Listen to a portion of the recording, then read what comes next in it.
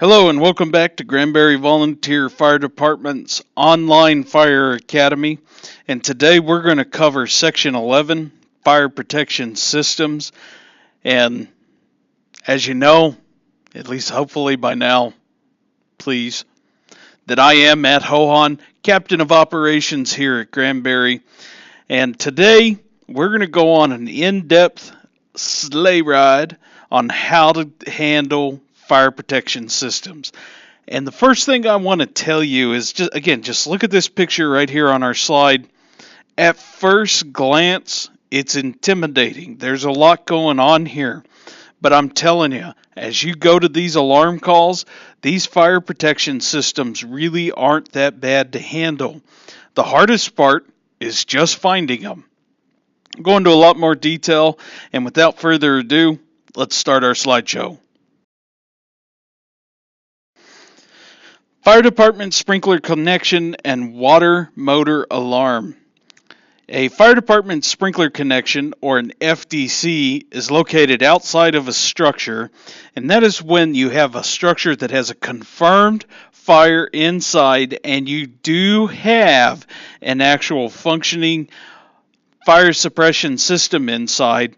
You're going to take the fire apparatus, you're going to connect to the fire hydrant, you're also going to connect to the FDC, and you're going to start flowing water through those pipes. The purpose of this is so that you can help extinguish the fire in the event that there's no water in the actual system.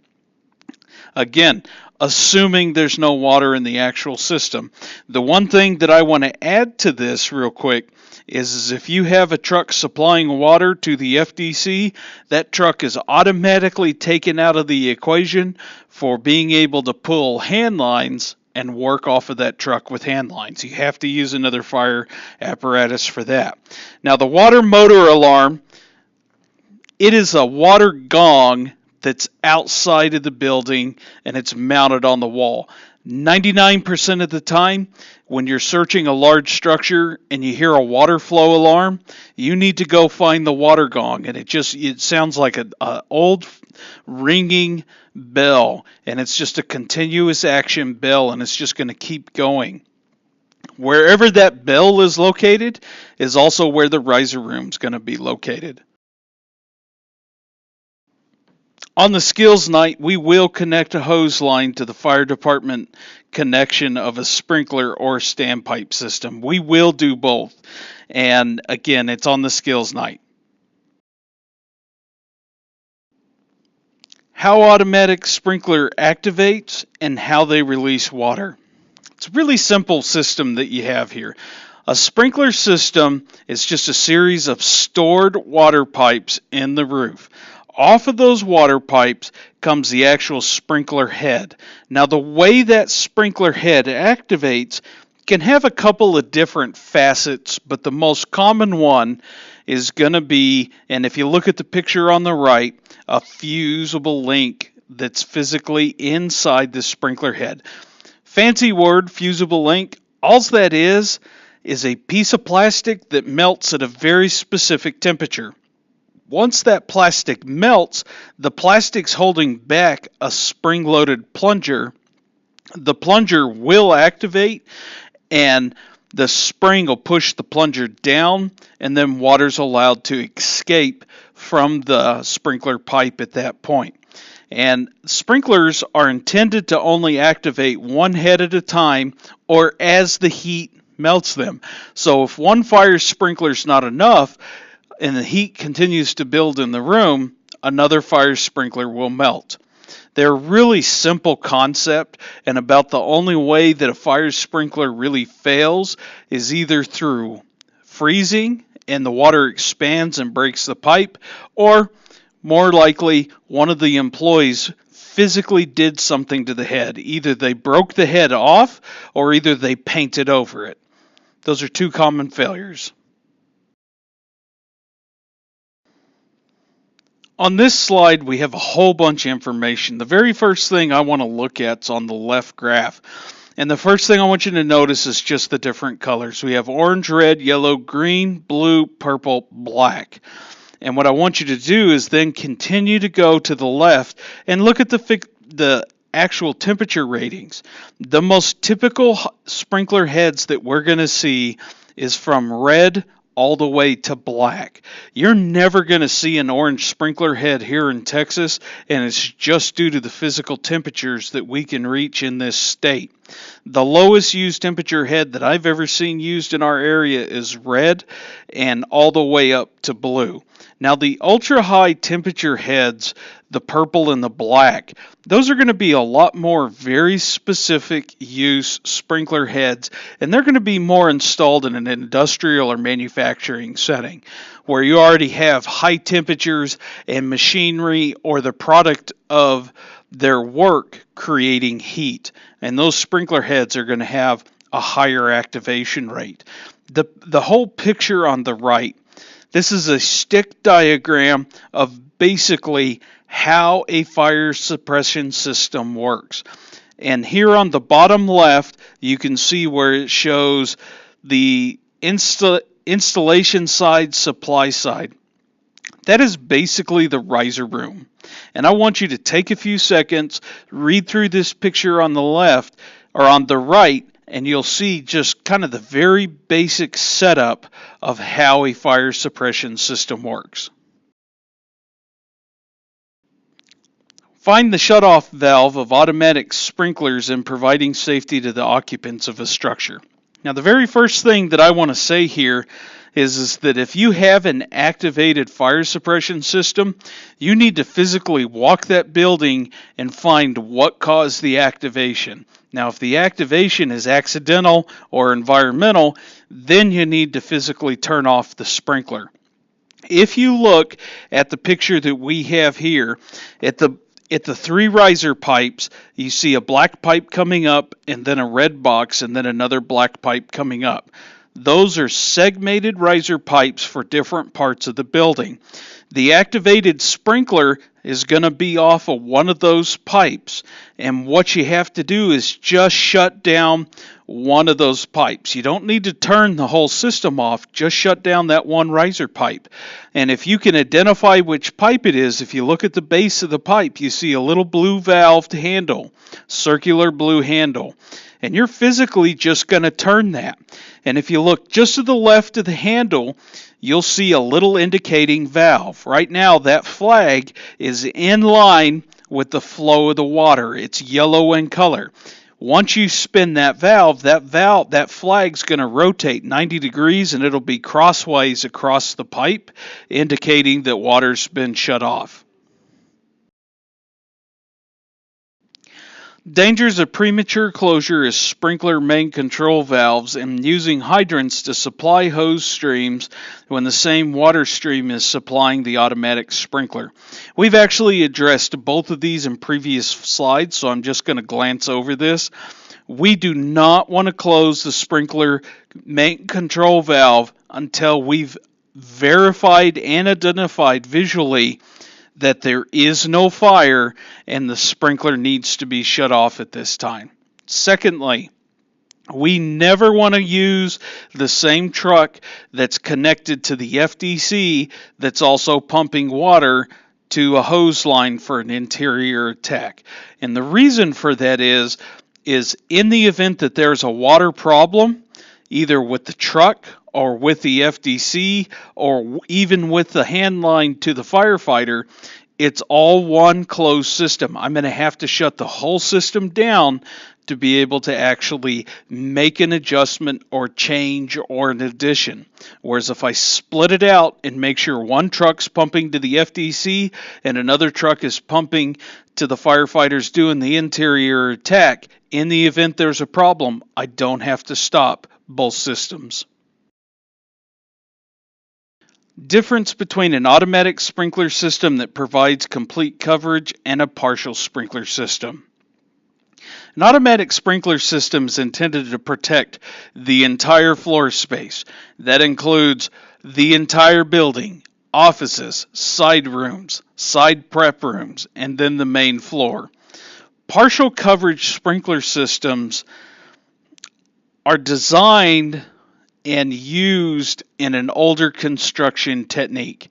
And the concept was well, all the work and all the hazardous materials in the production and all the fire load is all done in one particular room, and then this other room is maybe just the display room, or for whatever reason they didn't want to run sprinklers to it. At the end of the day, it's really stupid, because if you have a fire in the covered room, well, that fire will be contained and isolated and almost extinguished by the sprinkler system. If you have a fire in the unprotected area, the fire will burn all the way to the partially protected system. I've seen it before. It's a real head scratcher when you encounter it. 3 sources of water for supply to an automatic sprinkler system. So if we have a structure fire here in town and we have a water main that's connected to that structure, you're going to have one source of water right there, in the sense that you're going to have the gravity storage tanks above ground providing water pressure to the water system. You're also going to have the pumping stations around town. They're going to be providing water pressure for the system. And lastly, the trucks that you bring on scene. They can hold water and they can pump water to the system. Identify the following: a wet sprinkler system. A wet sprinkler system is typically what you're going to find that's going to be on the inside of a structure and never exposed to the outside environment. It's a cheaper type of sprinkler system and it requires less maintenance. The main thing that sets it apart and makes it a wet sprinkler system is the entire pipe from the sprinkler head all the way to the control valve is filled with water. That's what makes it a wet sprinkler system.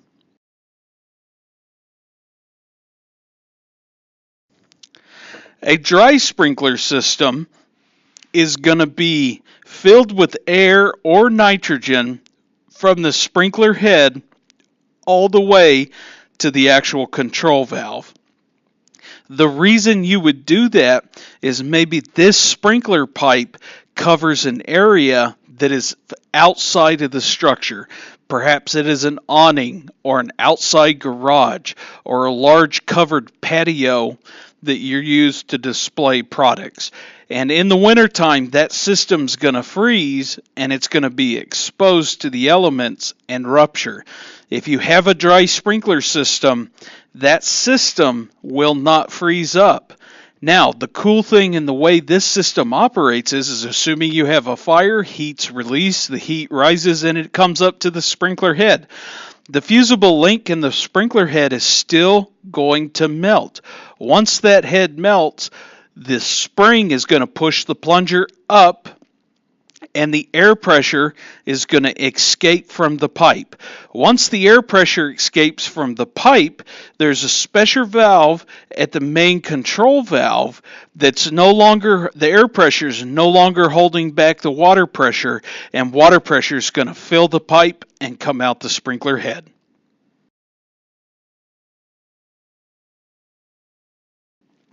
I went ahead and added this slide just because we're starting to see a handful of these systems come in. We're starting to see residential sprinkler systems installed in houses. I highly recommend it.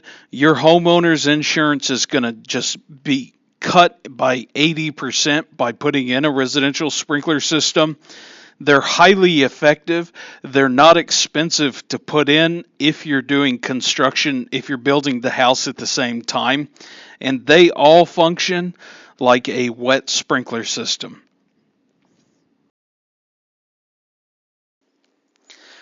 Types, components, and operation of standpipe systems. In previous slides, you've heard several references to standpipe systems, and we're finally going to go into detail on this. A standpipe system comes off of the riser pipe, and it is a standalone system, and it is a sealed pipe that is typically run in the stairways, of hotels and other multi-story structures. And the purpose of the standpipe system is for the fire department to have a quick access point to that floor to connect their fire hoses to. That way you're not having to stretch their hoses from the truck all the way through the hotel hobby, all the way down the actual hallway to the stairs, up 4 flights of stairs, and then finally across the hotel floor. Standpipes are something that is intended to make our jobs a considerable amount easier, and the operation of them will be covered in the skills portion, and you may have already actually covered the skills portion for standpipes. Identify various types of special extinguishing systems.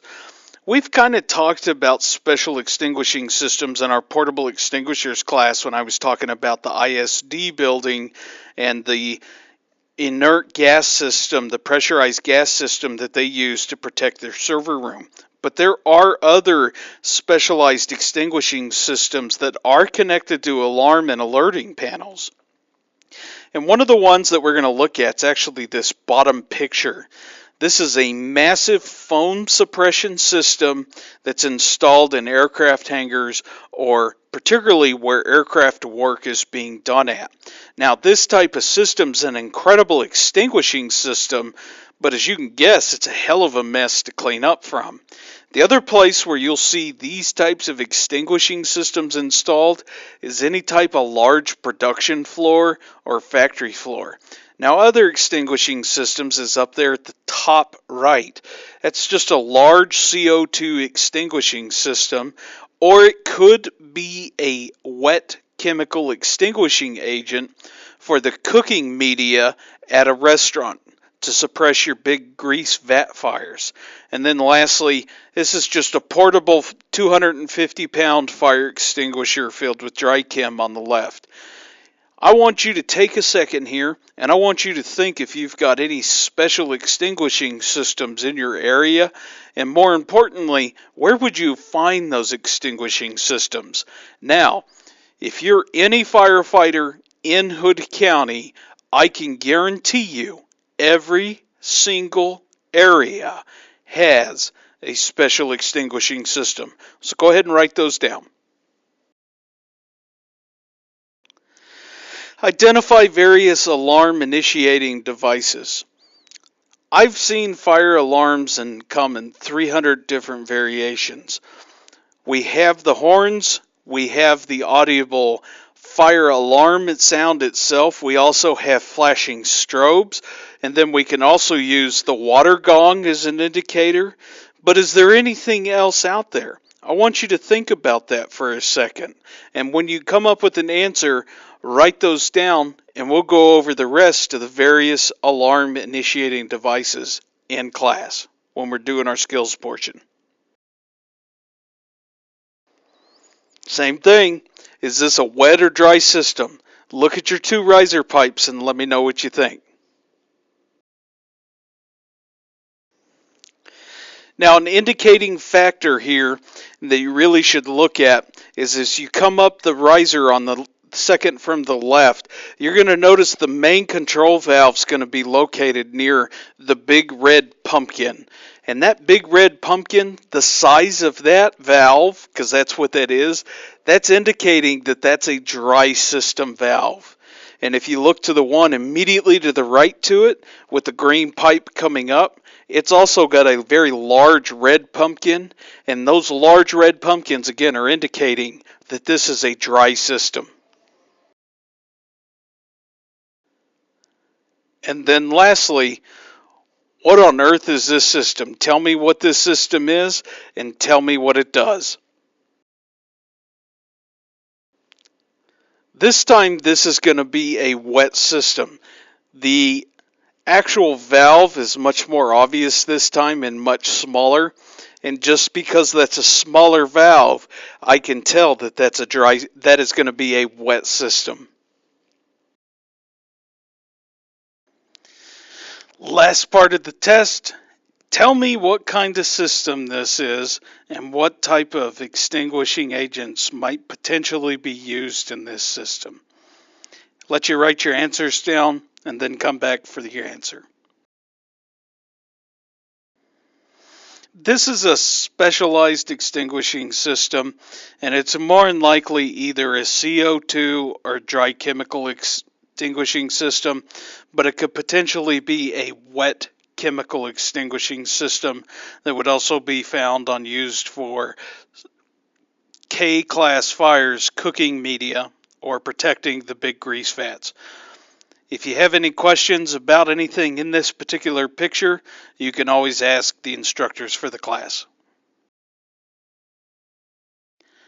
Temporarily stop the flow of water from a sprinkler head. This will be something that you do on skills night, and this is probably my most beloved, cherished, and absolutely enjoyed skill to watch you guys suffer through. You're going to try and plug a sprinkler pipe with a stick of wood, and you're going to look like a drowned rat chewing on a corn cob, and it's going to be just so rewarding, particularly after all these slideshows. But there is a technique to it. We're going to teach you how to do it better, and then we're going to actually show you how to do it right. So, that's a skills night. I appreciate your attention tonight. And as usual, if you have any questions, concerns, comments, write them down. We'll see you on the skills night.